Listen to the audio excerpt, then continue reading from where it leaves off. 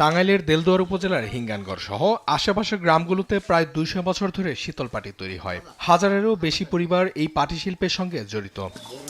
নারীরা ঘরের কাজের পাশাপাশি পাটি বোনায় সহযোগিতা করেন, কেউ আবার বাইরের শ্রমিকও নিয়োগ দেন। প্রতি সপ্তাহে হিঙ্গনগড়ে ২টি হাট বসে। দূর দূরান্ত থেকে পাইকাররা এসেন পাটি কেনেন। দাম আকারভেদে ৩০০ থেকে ৫,০০০ টাকা পর্যন্ত। শ্রমিকের মজুরি ও কাঁচামালের দাম বেড়ে যাওয়ায় কম সুদের ঋণ সুবিধা না পাওয়ায় এই শিল্প টিকিয়ে রাখা কঠিন বলে জানান উদ্যোক্তারা। এছাড়া বর্তমানে প্লাস্টিক ম্যাটের সস্তা বাজার ও বেতজাত কাঁচামালের দাম বৃদ্ধির কারণে এই শিল্প সংকটে পড়েছে। অনেকেই বদলাচ্ছেন পেশা। সরকারের যদি আর্থিক কিছু সাহায্য আমাদের পাটি শিল্পীদের কিছু দিত, তাহলে আমাদের মনে করেন যে অনেকখানুক আমরা উন্নতর দিকে এগিয়ে যাইতে পারতাম। তবে গরম আসলে কদর বাড়ে গরমের শীতল পাটির চাহিদা, দামও বাড়ে কিছুটা। এটা আমার গ্রামে থেকে আমি আইছি, আমি কিনে আমার গ্রামেই বেশি। এগুলা দাম ছিল আপনার 850, 900 এরকম। এখন এগুলা 1200, 1100, 1150 এরকমই। বাজার বেশি, সব জিনিসেরই দাম বেশি।